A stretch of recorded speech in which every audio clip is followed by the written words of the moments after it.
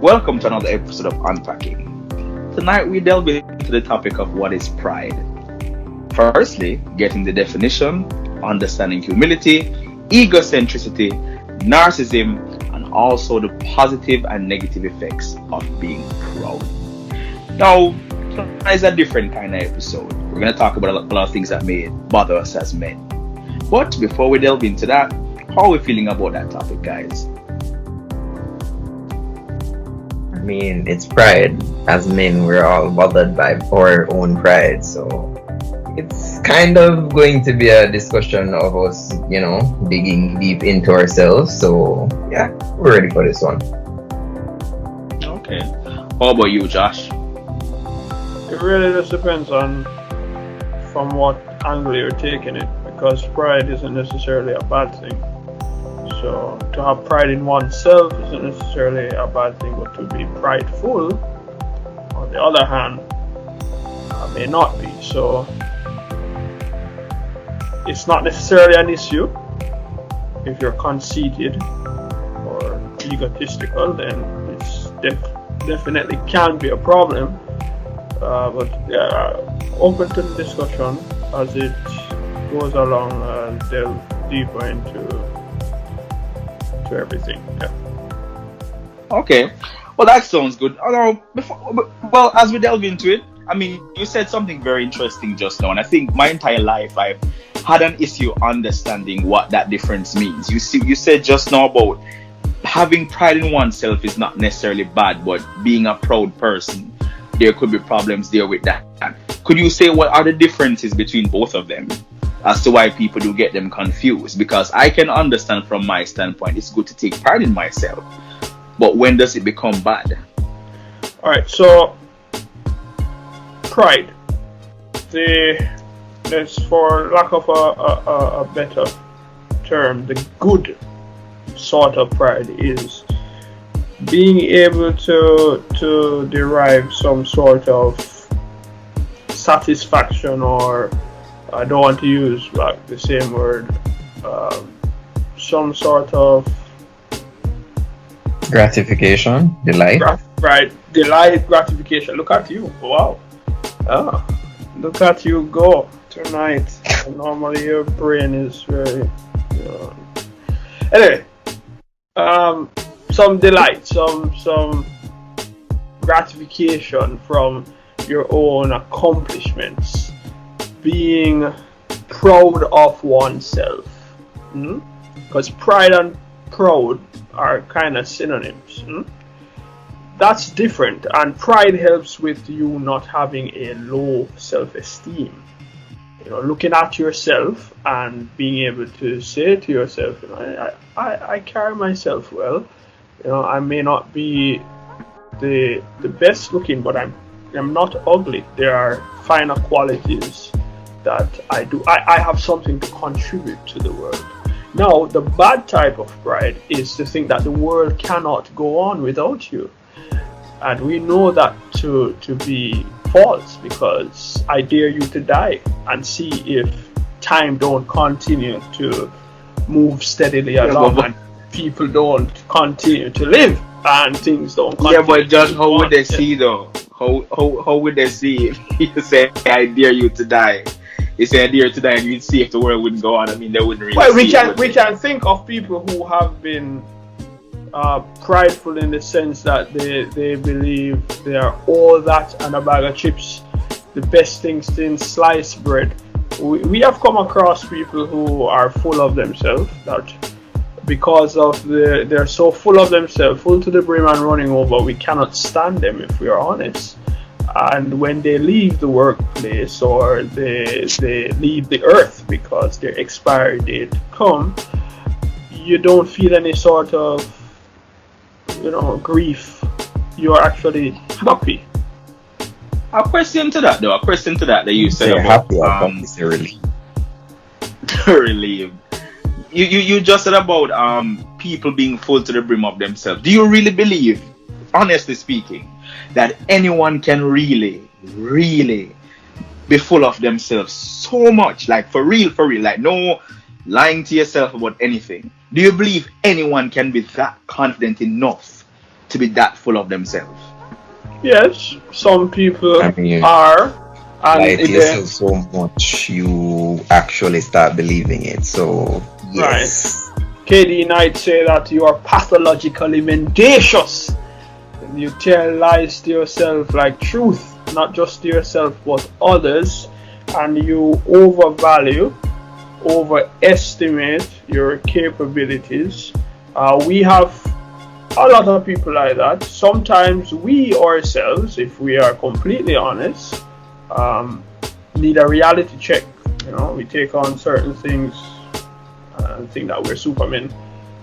Well, I for one, speaking for my own self, let me do that. I cannot speak for you gentlemen because we are neither together, nor do I live within your body at any point in time. So I have been in a situation where I would I can honestly say yes to that. There has been times, of course, but you know, there's always certain situations that kind of just pull you back down to like man. Yeah. Knock realize. the ear out of your lungs, carry you back down. And okay, all right. So with that being said, though, because we have a point here called understanding humility.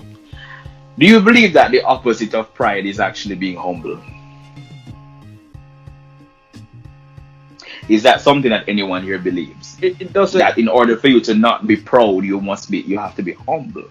No, You can't be humble and proud at the same time. Not necessarily. You can be proud of oneself and be humble about it. You can know that you are drop dead gorgeous and not be a dick about it or be bitchy about it. Yeah. So they are not exclusive. It is not. You can only be one.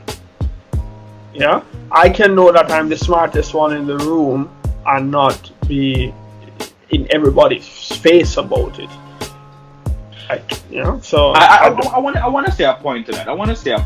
Though, about how, you know, people who may believe that they're drop dead gorgeous don't have to be a dick or a bitch about it, like you just said. In my perspective, and I'd like for the listeners to hear this as well. For me, when somebody who is perceived as being beautiful or being cute or etc., where you may want to add on to that, their behavior is somewhat what makes them last a long time in believing that they're that type of person. If I'm making sense to you, like somebody who comes across as an absolute arrogant individual, I would not be able to notice that they have any features that may be of any well-off ways, if you can get what I mean. After realizing how much their behavior impugns them as a person completely, it would just not seem the same to me. But I guess other people do have different perspectives. Not necessarily. I do agree to some extent because we have been in a situation where we have acknowledged that, you know, a particular person does look gorgeous, but the upstairs isn't so right. We can still, from our eyes, you know, the physical beauty acknowledge same, but the inward beauty isn't going so far. So you can have an arrogant person. We have a lot of people. Some of the prettiest people are the ugliest people. Their insides are corroded, and some of the ugliest persons in by standard of, you know, society, you know, slim and trim, or even if it is that you're thick, you have to be thick and curvaceous and not just thick like a rectangle or a square, you know, kind of thing. But there are the people who are so cheerful and so helpful. When you come across, you know, your paths cross each other, you're like, yo, where have you been all my life? And that's why some, again, in earmarks, ugly girls score some pretty good looking men, and vice versa. Some ugly men get some. Wouldn't that mean they have beautiful eyes, though? No, but wouldn't that mean they have beautiful eyes? Because if you're in a mask, and I'm guessing you mean a COVID mask. No, just outside of the mask. Even before that. No. Even before. Even before the mask thing. Nah.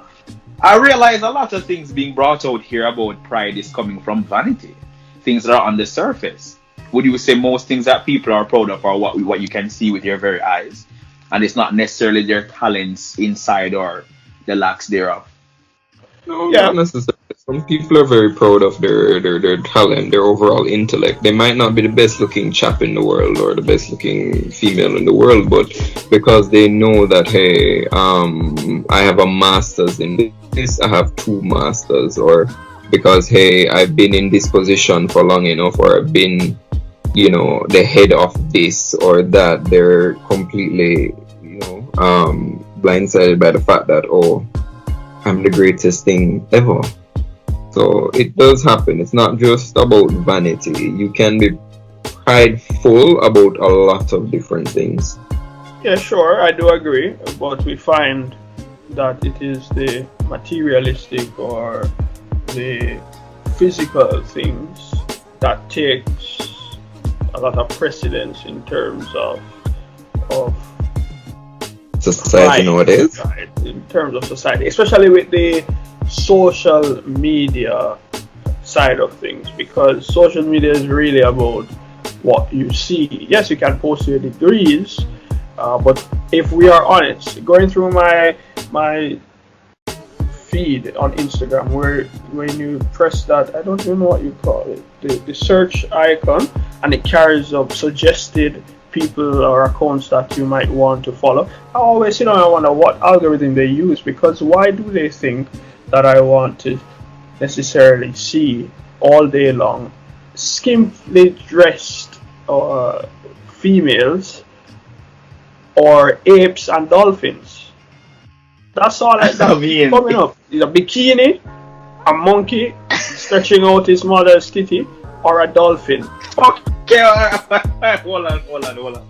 So you would definitely say that you have nothing in your explore page that could lead back to any of this. Nothing I at don't all. want this explored based on- Instagram page.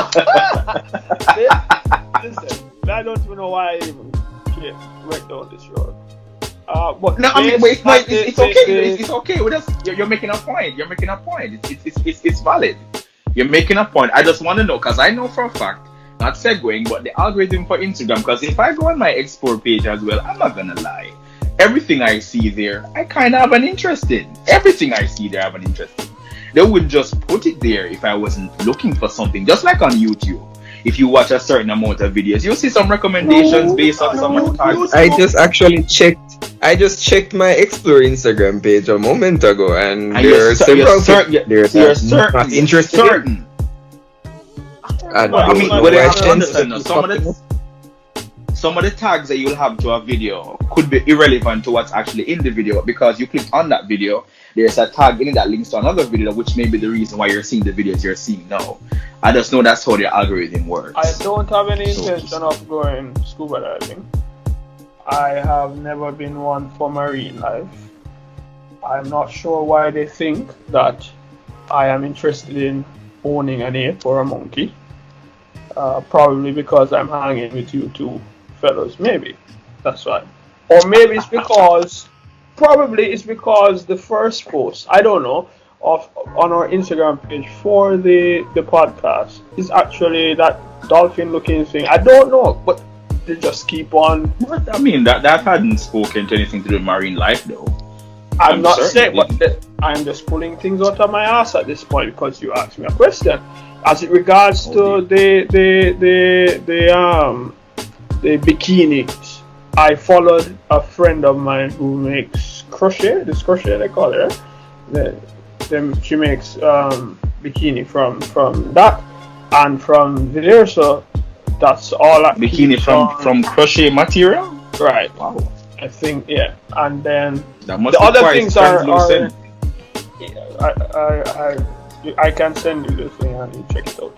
The other things are within my scope, which is about trading and investments. So that, And so you look at those things actively on Instagram. Well, before we segue into something like that right there, I'm sure the listeners have definitely realized from our very first episode that Josh is quite a very proud person. Could you speak to what are some of the things that what makes you prideful, Josh? I think we all can speak on that. But primarily you, what makes you a very prideful person? Why would you say you are the way you are? Well, for one, I was raised by my grandmother to be confident in what I say, how I say it, things that I do, be intentional. Sometimes people size me up as being cocky, which I don't believe that I am, but I'm not trying to prove myself to anybody, or your definition of me does not define me in any way, shape, or form. Right? I could care less, really, what a lot of people would think. There are only a handful of people whose opinion on me that matters, and who I would ask, what you think about this or what you think about that.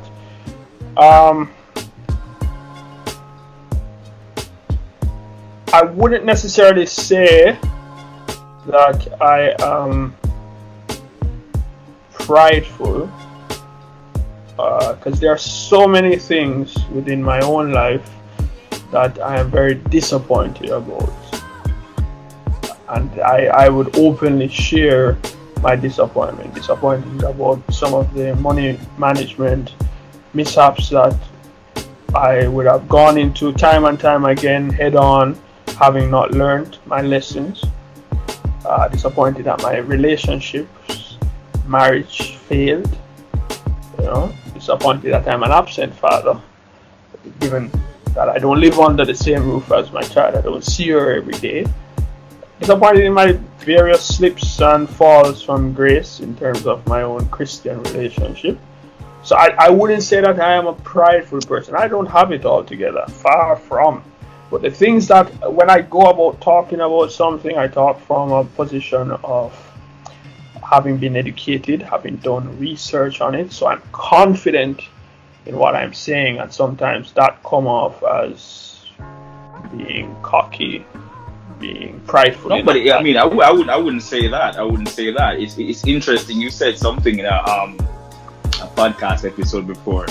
I'm not entirely sure which episode it was. Maybe the listeners may be able to find it. I'm not sure. But you said that your true strength comes from your vulnerability. Because if you tell someone something about you, you're gonna use it against me. Some persons wouldn't. Some persons would try to do so. But your comeback is that, well, I was the one that told you. So precisely. I'm not really sure how could you try to use it to hurt me. I mean, we all have a past, so. Right. I mean, I learned that it is what it is. I learned that from my time spent at Sagicor with Andre Lachman, when he shared his own story with us from a training, and it dawned on me that true authenticity and being vulnerable do a lot more for you than it does for the people to whom you're being vulnerable with. Because in your vulnerability, one of the biggest problems that we have as people, especially prideful people, is that we tell ourselves lies. We are not truthful with ourselves, and until we can have a real conversation with the man in the mirror and get a real sense of where we're at and where it is that we want to go and what we need to do to get there, we as a people, as individuals, will never progress. We just continue to be in that rat race, like a hamster on the wheel, not going anywhere. And I'm tired of that. Okay. I can understand that. What about you, Alex? What would you say you're most prideful of, if you are a prideful person? I mean, I think I dealt with that side of me quite a few years ago. Back in, I would say, the prime of my life. I was the basically on top of the world. The prime would say the prime of your life has happened yet, man. No, I call it the prime of my life. But can we just say a good time in your life? I mean, the prime of your life. No. I'm still young, yes. Well, in some ways, but I mean, that's not the prime of your life. I mean, I call it You the see that prime way, of you my see that life way. because back then everything was great in a direction where I can say, all right, great job. I had more money than I could possibly imagine what to do with. I had, the educational know-how and background to get myself into any position. I was, how you would say, a very persuasive, straightforward, and go get it. And of course, I will get it. If I go for it, I'm definitely going to get it type of person. That's how I was. And then, I mean, as I said, I dealt with it. It was a fall from grace back in about 2015 when everything just crashed. You made a few bad decisions and then you recoil, you take a step back. I sat down for a legitimately almost a year. It was 11 months. Sat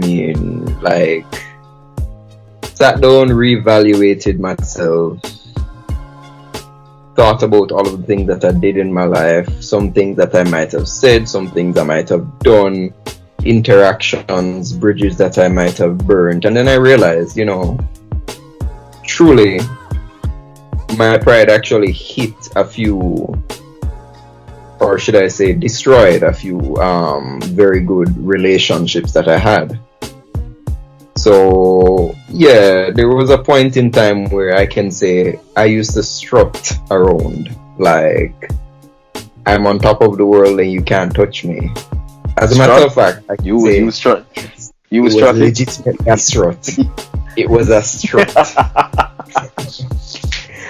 You can legitimately say I was like that person who, you can't hate me, but you can't love me at the same time. Because I was like in your face, yeah. I know That was I am kind of a better bold than you. statement. Yeah. It Wow. was. I know I'm better than you, and I don't have to be apologetic about it. That was me. So essentially, you were a monster. I you were just a monster. I essentially was, and it took. And those are the guys that the females go for. Apparently, yes, because at that point in my time, there's probably 5, 6, 7 women at a time. Yep. So yeah. Well, And good guys finish last, like myself. No. That was the concept. Good guys finish last, but then again, I always thought of myself as a good guy during that time as well, because though I don't look like a statement to Josh actually. Good guys don't finish last. When you're at work, they always say to work well. Right. But neither one I agree with.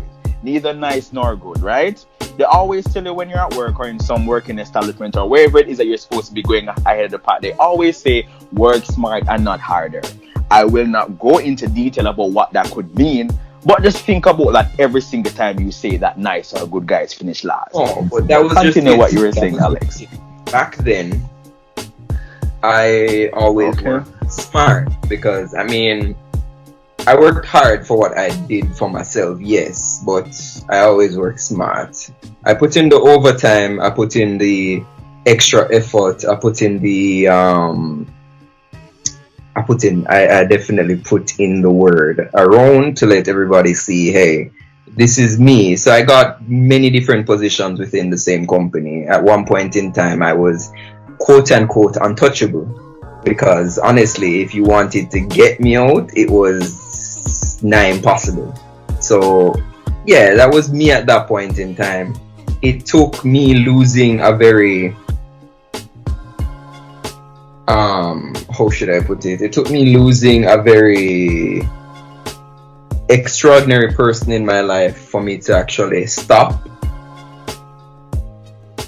and self-evaluate. Legitimately quit that job,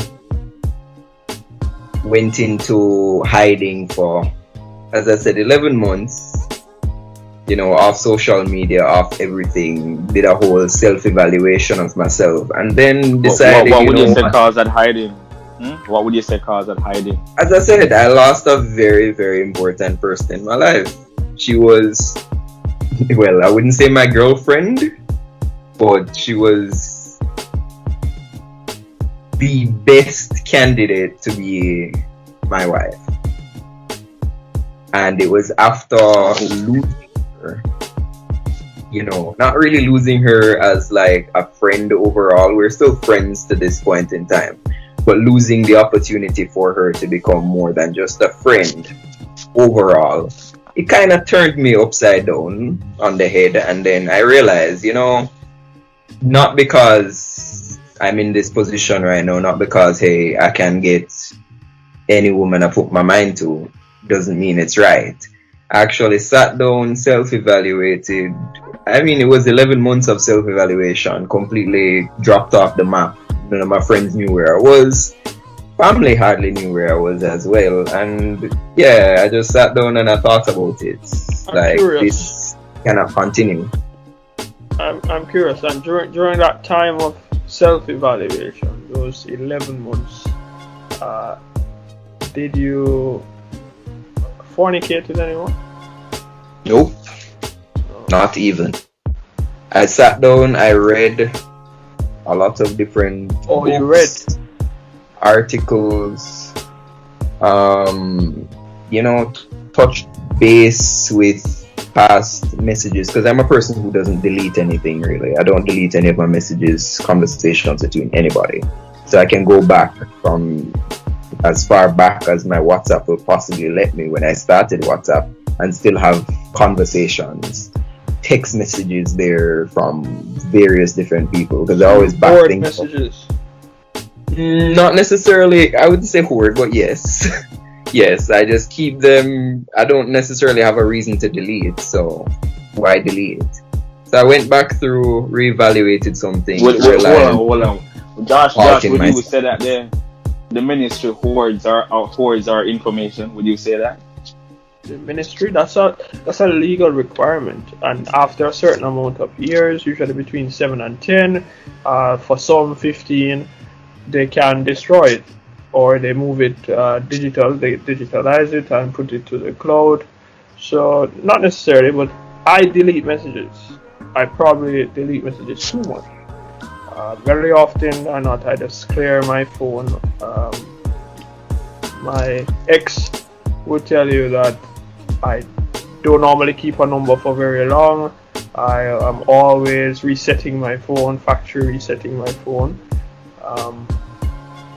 I just like starting afresh, starting anew. I have the same number from 2006, so I don't. Yeah. I've changed number. I have this. Well, no. I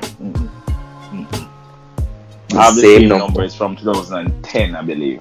Yeah. I got this number that I have now back when I was selling insurance. That was almost 2 years, if so much. And I had a number before then, and I just stopped using it altogether. Less persons have my number, the better. True. But if less people have your number, how will people beg you, sir?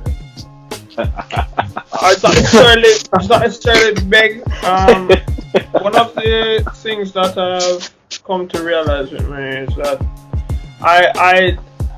you see, all persons will message you, want to have a casual conversation, hey, how you doing? I will leave you unread.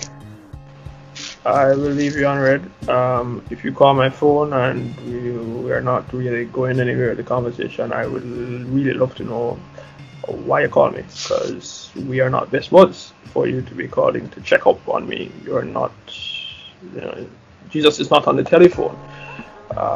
So just get to your point and get off my phone. I wouldn't say that I'm introverted. I love to help people, but I also keep my circle really small.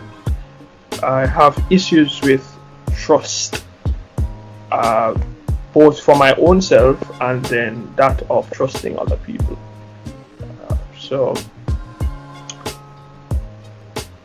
the whole keeping numbers from Jesus was a boy kind of thing. I don't join that gang. And if you really want to piss me off, just give out my number to somebody without giving me a heads up. Because the minute that they message me, the first thing that I'm going to ask them, how did you get my number? The conversation cannot go any further than that. Until that question is answered, we are not talking, because you're not supposed to have my number. If I had wanted you to have my number, you would have had it. Yeah. Yeah, we segue. I see it. I see. I mean, you really segued into that. But you were speaking about pride with you, Alex, about how having a fall from grace really caused you to wise up in certain things, taking a break from media for a while and all that stuff. Grace, I wouldn't say it's a fall from grace. It was your words. You realize the fault in your stars, and then you just decide, you know what? You need to tone down that fire. Fault in your stars. Yeah.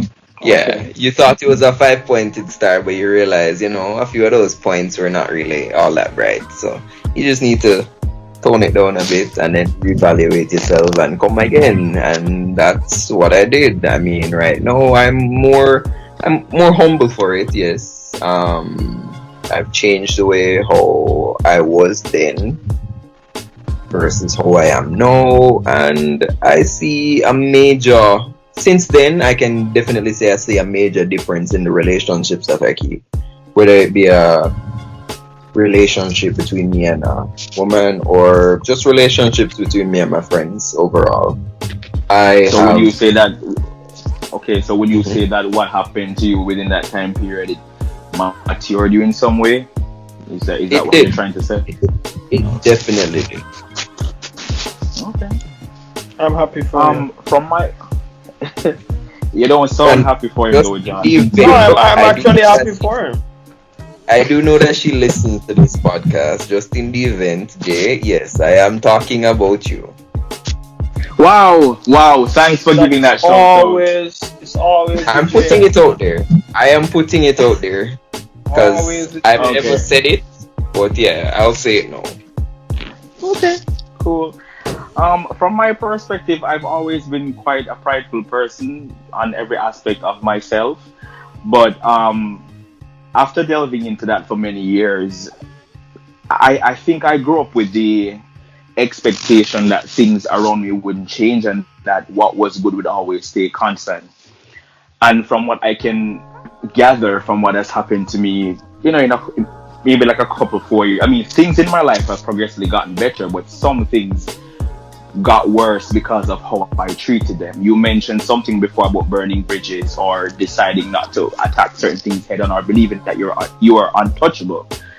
When the humbling scenarios of same got to me, I got to realize this, that life is not written in stone, and that things as much as they're positive today could be the polarizing opposite of a negative tomorrow. And because of that, I've looked into myself to realize that with everything that may happen to me, whether I'm proud of it in a small way or a big way, I try to be humble with it because it could very much well be taken away from me in an instant second. So, from me being myself in the past to me now, I would have to say being too proud is a bad thing. And I think from my perspective, even and maybe others, strutting with humility is a lot more attractive than strutting with pride.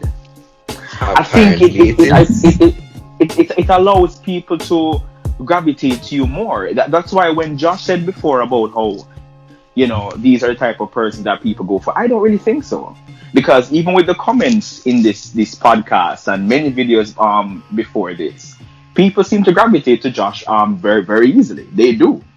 So when he says that, and he even though I may know him personally, I don't think he's an overconfident person. I think he's quite humble, and I think he's quite vulnerable with everything that he would want to delve into in detail. So I don't know how could he have the understanding that he would always finish last. I don't think so. But then again, no, that's his opinion. No. So let's get something straight. In my experience, in terms of dating or courting, I don't think that I know how to flirt, or I flirt like a nerd. So I've been told before. I'm too eloquent. Too many words. So, wait. Nerds aren't eloquent. I mean, eloquence is a very attractive quality for many women. Thank you. It just For depends many, on the women. right? But then sometimes I say something and it's not. It requires you eloquent to enough? Easily received. No, It requires you to have a certain level of, to think. yeah. I understand that.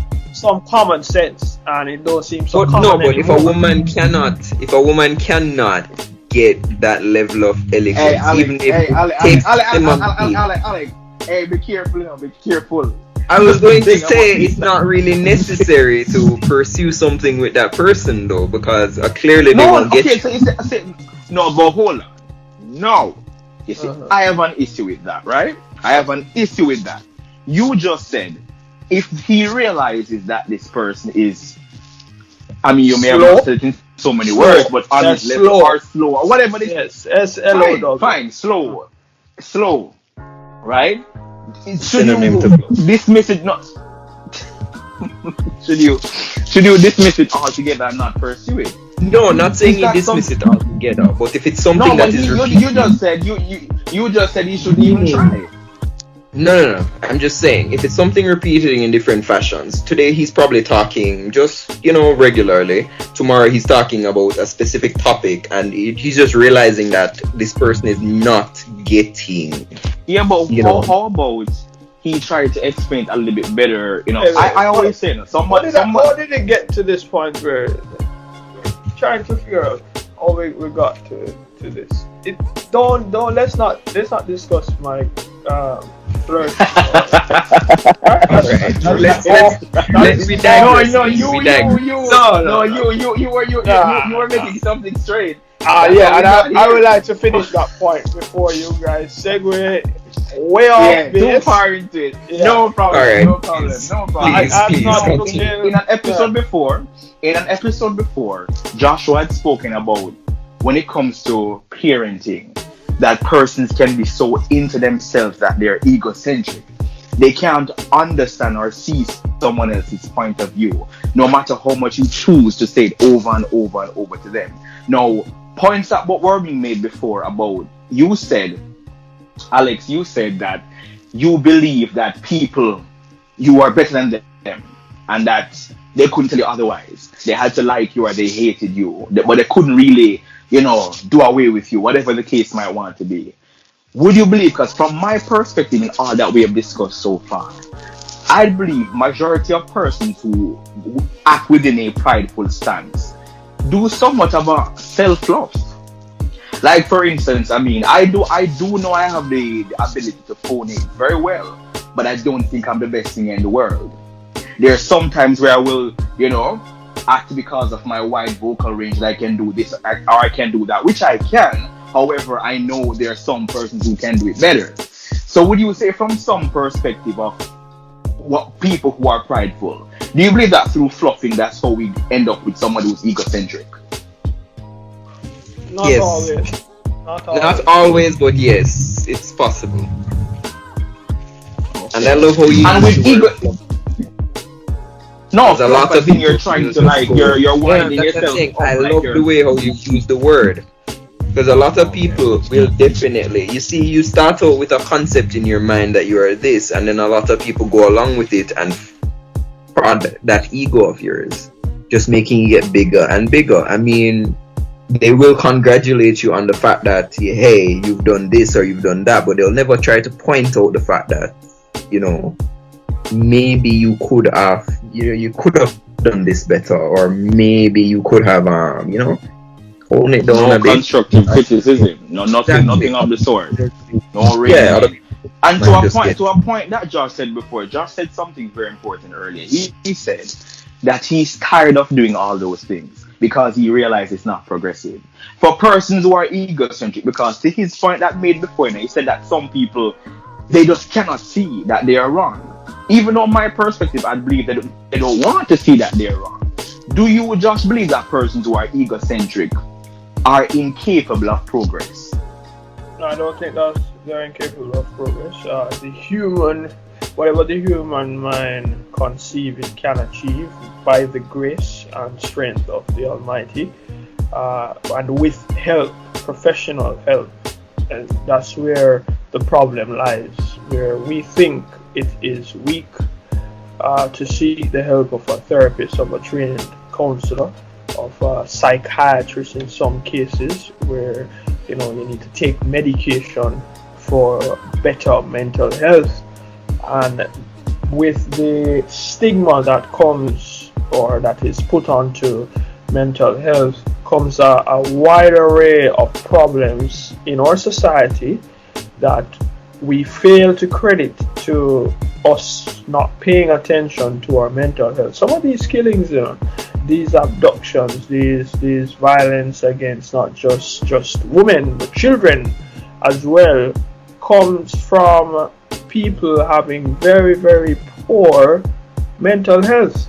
And we as a country, and would you say though, before you get to the next point, would you say that some of the pride that we hold on to as men, because I would assume that the most of the persons you are describing right now would have been men that decide not to come forward and say that, hey, I'm having a mental relapse and I don't know how to deal with this. Do you believe that this comes from us being too prideful not to admit that we're having these problems? That's what segues into all those murders and abductions you were speaking about just now. It comes from pride, but it's a learned pride.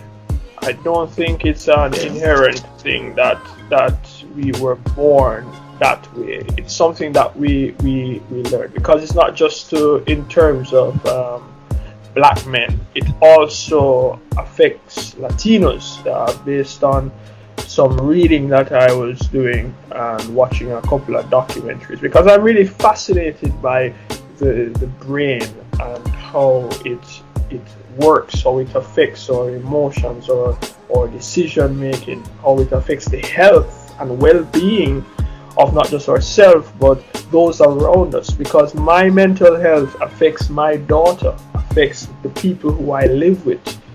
What I do and say affects them.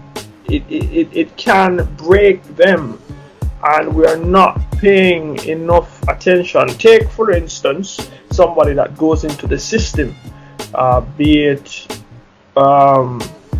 prison, jail, be it the child, what they call it, reform, when they send them away, children offenders, even children homes.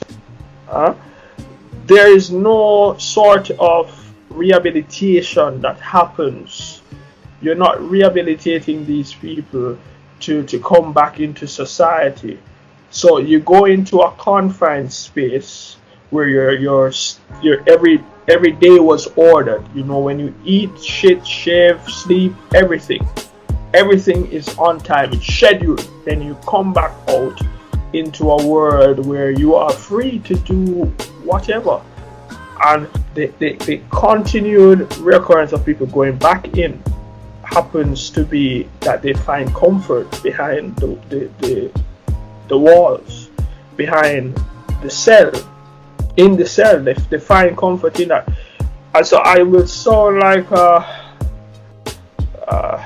tape that's going over and over and over and over and over. Many of our problems would be solved. Many of our problems would be solved if we took more time to look after our mental health. People are going through depressions, especially in this time. Suicides, we're not talking about it, are up, not just here, everywhere. And it's at an alarming rate, and it affects males more than females, actually. Because we don't like to talk about our problems. We like to bottle it up and then take it out on other people. And when we can't take it out on other people, we turn to self-harm. Right? I was going to say at the end of the day, it really has to do, all of this really has to do with your development as you grow, because a lot of people grow up with different conditions. A lot of people grow up with, all right, for example, a lot of people grow up with a lot of God complexes. Some people probably grow up with, let's say, malignant narcissism. And then you just have another set who they're just full of hubris. So Yeah, but really all of those are mental conditions, you know. exactly, None of them are but physical. everybody tries to nip it in the bud from the early stages. I mean, as you stated, it's just that people don't look to get the kind of help that is needed. So when you see, like, say your child, I'm sorry to cut you, but it's not just looking for the help, you know. Sometimes you go looking for the help and you cannot get it. That is where that is also true. Issue comes up. That is a major issue as well. So yes, you're right. But that's what I'm saying. If you can really and truly, in some cases with some of these, I mean, the person in particular does not even notice that this is what is going on. That's true. And that's where you have to really see where, it's family, parents, the people around exactly that have to see these things and realize that correctional officers, pastors, everyone. Yeah, this needs to be treated. I mean, a lot of people probably don't even notice or don't know that, hey, this is what might be going on as well. So it's a, how should I say, a slippery slope where everybody is learning and everybody should. But you see, it's interesting, It's interesting, Alex, that you and Josh both say all these things about how we need to be looking into the rates of suicide versus women versus men. He also said that when you go looking for the help, you can't get it. But if I remember a point that was brought up in our, I think, 2 episodes before about violence against women, when we speak about how we'll have a solution but have a problem with the solution as well. When most men do come forward about problems that they have, they are met with ridicule by the same people that told them to come forward about it. So if we have a environment like that, asking for change but not providing change, what exactly are we doing? Yeah, but you see, that's one of the points that we're talking about, because then the people, all right. So in my experience, having gone to counseling, in and outside of marriage, that was talking to a psychologist, and it cost me north of 4,000 for sessions. Health insurance kicked in and thing, but then when the health insurance wasn't there, and if you really think about it, how many people really having health insurance? And some people have health insurance, but it does not cover going to see a psychologist. That's a specialist visit, right?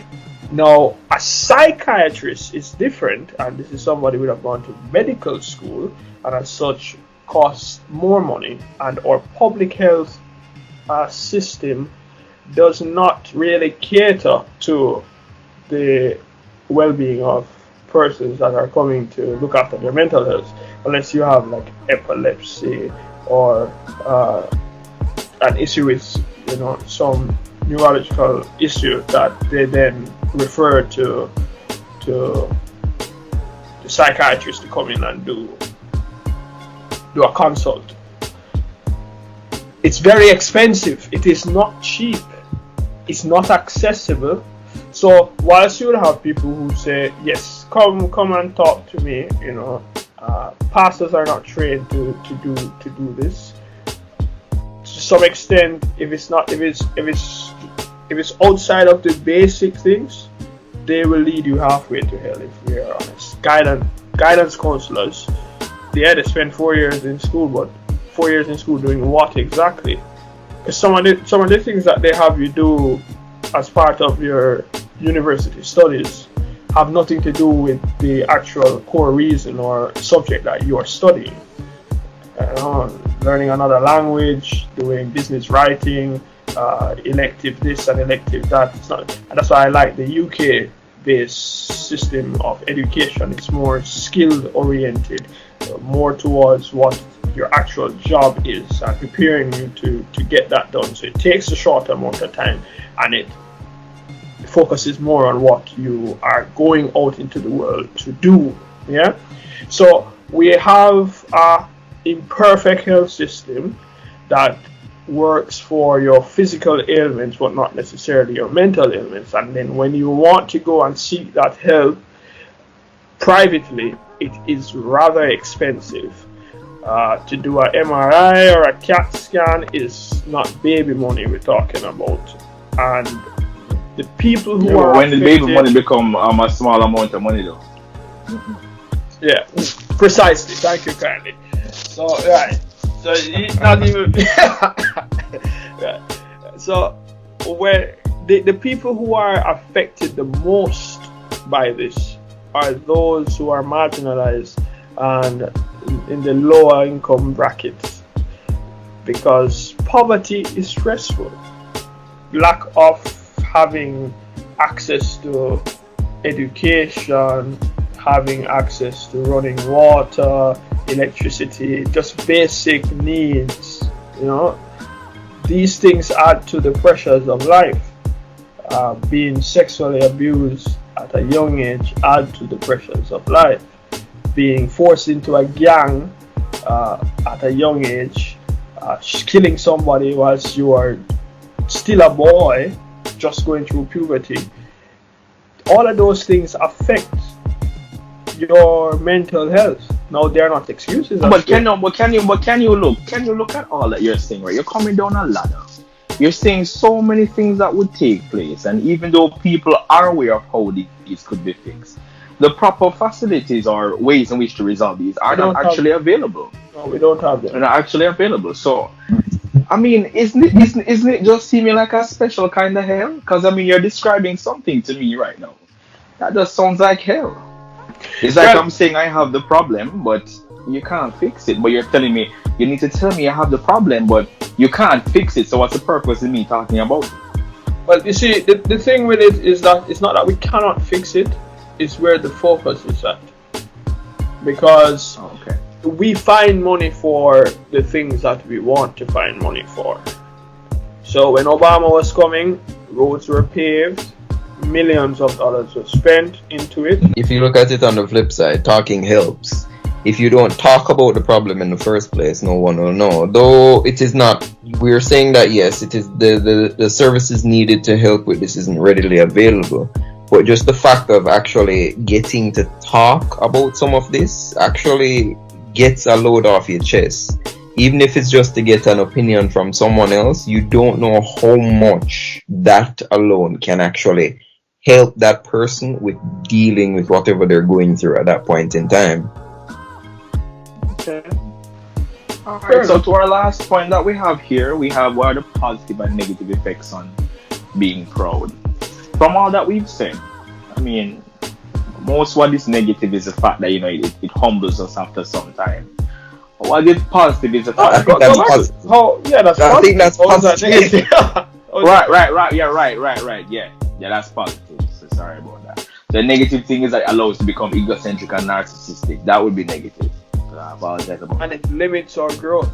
Right. It inhibits. If you know progress. Everything, then you don't need to learn anything. And well, who knows everything, man? Who knows everything? Why you have some people who are in college, professors particularly, these will pretend as if they speak the gospel.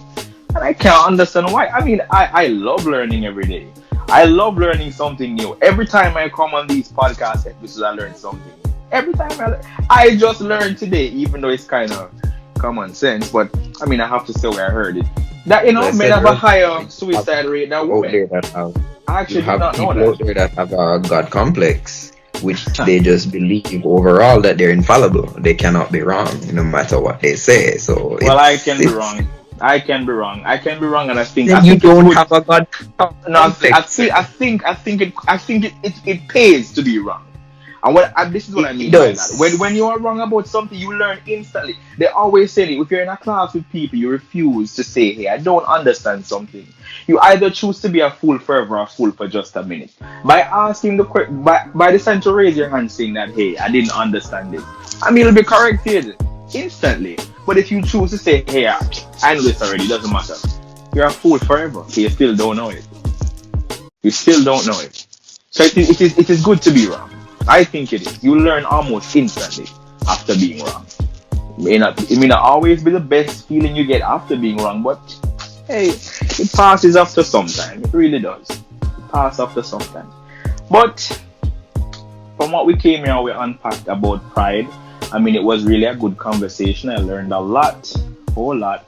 Like I said, all of us here, we try our best to not live within the lines of what is being too proud, as fears or whatever could come our way to make us become humble.